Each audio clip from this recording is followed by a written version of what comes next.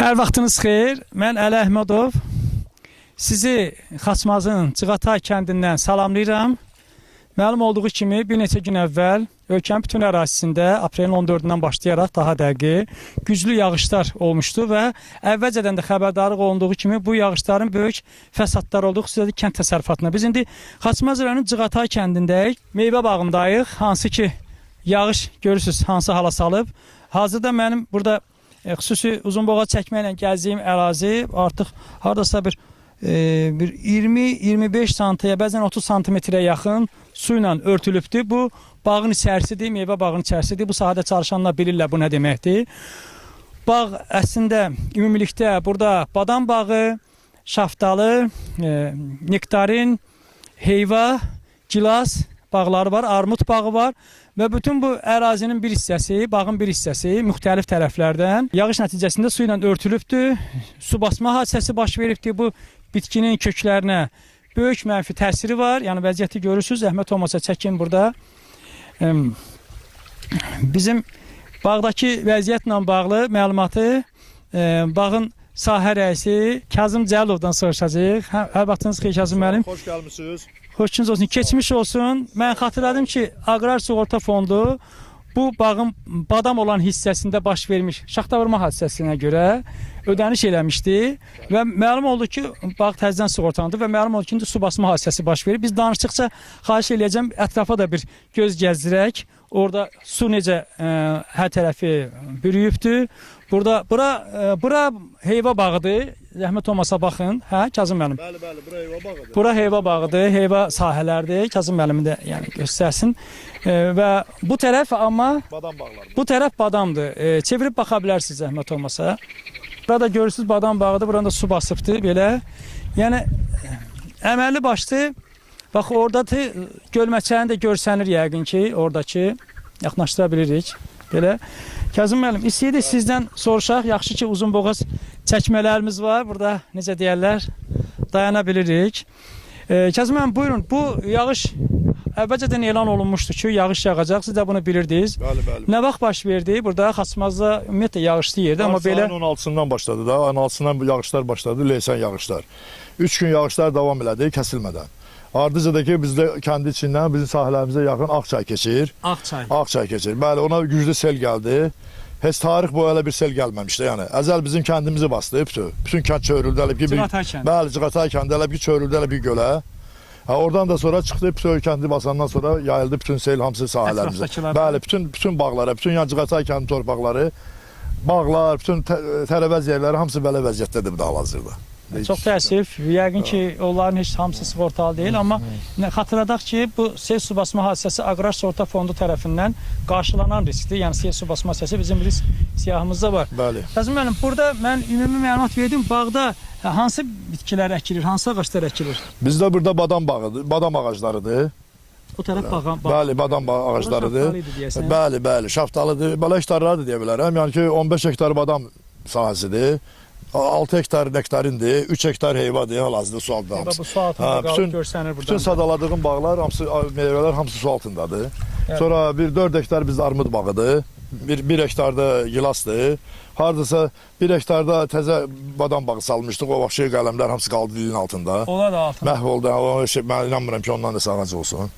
Bir də ki, qarışıq ağaclar var bizdə, 1 hektar. Eləmi? Ümumi ofşu bizdə 30 hektar sahədir, harasa 27 hektar meyvə ağaclarıdır. Aydındır. Bu sel su basma bu məhsuldarlığa təsir eləyə bilər, deyilmi? Bəli, ona görə ki, bu buxarlanma getsə pişirəcəkdir ağacı. Yəni, belə deyək, biz həmişə suyun faydalı olduğunu eşitmişik. Bax, sel basıbdır. Bu selin burada olması ağaca necə ziyan vurur? Ağaca bir növbədə ziyan vurur ki, o meyvələri atacaq, o meyvəni buraxır. Yəni su çəkir. Hal-hazırda bu da 50% meyvə hal-hazırda yerdədir. Yəni ki, bütün ekspertlər, agronomlar gəlib yaxılıb öz ürəklərini deyiblər. Yəni ki, buraxır da su çox, ağac ki su çox qəbul edir, meyvə saxlaya bilmir. Buraxır ağacı. Hamısını tökülür. Bir də ki, ağacın, indi meyvə belədir ki, meyvə keçib gedən şey, yəni ki, ağaclar heç nə olmasın, mənim narahat edən ağaclardır. Əsas ağaclar. Yəni, bu iki məhsullar siz artıq, elə deyək də, azalmasını gözləyirsiniz, amma əsas ağaclardır ki, ağaca nə olur onda? Ağaclar elə bir ki, bu birinci üstü ağacın kötüyündə sorucu əmziklər var. O sorucu əmciklər oksigen qəbul eləməlidir. Bu da lilliyib, oksigen qəbul elə bilmir. Boğula bilər. Boğulurlar, başlayır çürüməyə görür. Ana kötükdəki aşağıda başlayır. Bu əmciklər birinci əmcikdən ağac qidalanır. Yəni ki, o qidalanmayanda ağac məhv olub gedir də. Aynen. Yəni belə bir problem var. Bu su buranı bastı. Buranın drenaj sistemi hansısa formada bu suyu çəkmək yoxdur. Buradan bir arx gedirdi. Su arxıda qəmiş görünən yerdən. Bəli, su arxı gedir. O hal-hazırda o su arxı da lilliyib. Yəni ki, oradan da su vura bilmirik. Yəni vurduqca yenə üstümüzə qayıtır su. Bütün yerləri, imkan olan yerləri ötürmüşük. Bir daha burada qalıb, hardasa 1 hektar yerdir, o görürsü bu yerdə.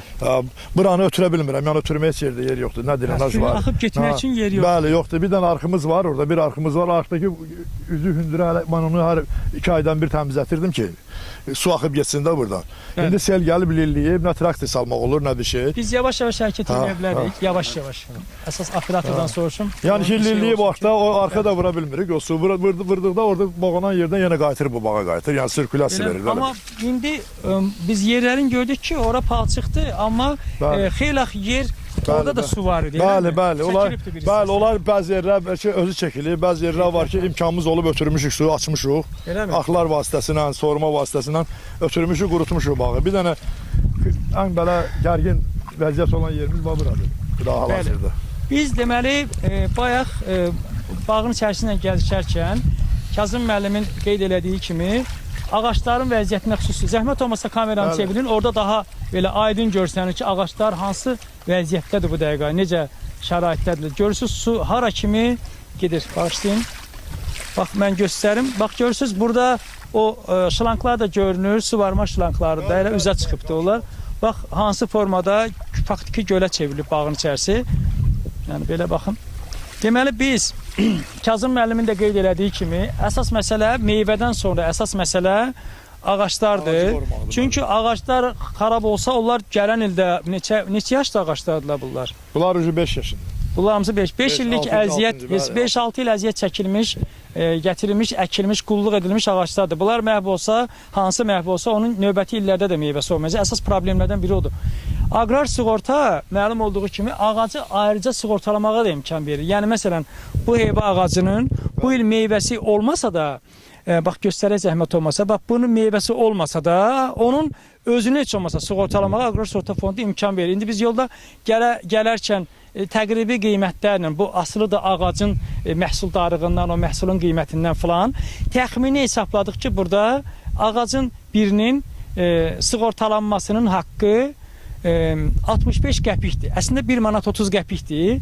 Onun yarısını dövlət ödədiyinə görə fermer 65 qəpik verib ağacı sığortalaya bilir. Və ağacı sığortalayanda da hadisə baş verəndə ona 3 illik meyvəsinin pulu qədər ödəniş edilir. Yəni bu əslində çox yaxşı bir göstəricidir. Yəni ona görə də biz fermerləri çağırırıq. Bu bağda da ağacın sığortası yox idi. Fermerləri çağırırıq, dəvət edirik ki, bağlarını diqqətlə qorusunlar. Kazım müəllim deyirsiniz ki, belə sel olmamışdı, eləmi? Yox, tarixi boy olmuyor. Yəni bu kəndin sakiniyəm, mən görməmişəm beləsi. Xaçmaz yağışlı yer olsa da belə sel olmamışdı. Yağışlar olub, düzdür, hələ yağışlar olub görmüşük, sel olmamışdı belə. Amma dediyimiz odur ki, ümumiyyətlə iqlim dəyişikliyi nəticəsində indiyə kimi gözlənilməyən hadisələrdə artıq baş vermir. Bu reallıqdır, yəni bununla nəzər dəyişmək çətindir. Sadəcə bundan sığortalanmaq, bunu özünü qorumaq lazım ola bilər. Qeyd eləyək ki, bax, bundan sonra yağış dövrü başlayır, yağış mövsümü başlayır burada da. Mayədəli deyiblər. Fermerlər, ölkəmizin bütün ərazilərində belə hallar var, meyvələrin, necə deyirlər, su basma halları və fermerlər çağırırıq ki, əziyyətlə boya-başa çatdırdıqları ağaçları qorusunlar. Bu bağ sığortalıdır. Yəni, bura dəyən ziyan müəyyən olunsa, hesablansa və ziyan dəyəmi aşkar olunsa, Aqrar Sığorta Fondu qarşılayacaq. Necə ki, qarşılayıbdır. Bəli, dəstəkləyir. Ötən il burada badam bağında zərərə görə 60-70 min manat ödəniş edilmişdi və sistem işləyir. Amma sığortasız yerlər də var, sığortasız bağlar da var. Onlar da gəlib bunu nəzərə alsınlar. Aqrar Sığorta dövlət təşkilatıdır, ölkə rəhbərliyi tərəfindən yaradılmış fonddur, hansı ki, birbaşa fermerlərin zərərlərini qarşılamaq üçün yaradılıbdır. O sistemdə indi əsl onun işləmə mövsümüdür. İndi havaların yağışlı, təbiət hadisələrinin çox olduğu bir dövrdür və fermerlərə çağırırıq ki, bundan nəzərə alsınlar. Kazım müəllim, siz fermerləri, bu sığortasız fermerləri və yaxud da meyvə bağı olan fermerlərə üzünüzü tutub nə demək istəyirsiniz? Mən deyərdim ki, birinci elə bizim öz dövlət rəhbərimizə üzümü tutub deyərdim, çox sağ olsun ki, belə bir fondu yaradıb biz kəndçilər üçün. Çox minnətdarıq, təşəkkürlər.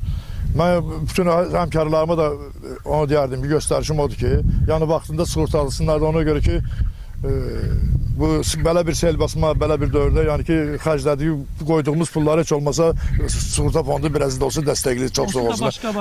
Belə də götürsük, bugün bizim belə çətin vəziyyətimizdə bizi kimdir ki, bizlə maraqlanan, yoxlayan? Allah canından sağ eləsin, sığorta idarəsi. Sığorta fondu, bəli, fond gəlir. Bəli, yoxlamalıdır. Gəlib yoxlayırlar. Bir də fermerlərə, meyvə əkinçiliyi ilə məşğul olan fermerlər fərqi yoxdur, bağ, tarla. Bəli. Bu drenaj sistemlərini vaxtında qaydaya salmaq lazımdır. Əkin sahəsinin ətrafında düzdür, ola bilər ki, heç də hamısının suyunu ötürə bilməsin. Burada məsəl üçün var da, hamısını ötürə bilmədi. Amma müəyyən dərəcədə də azaltsın və onun təsirləri aşağı düşsün. Bəli. Biz sizi Xaçmazın Cığatay kəndindən necə deyərlər, məlumat verirdik. İndi özümüz də buradayıq. Bir daha sözümə icazə verirsiniz. Buyurun.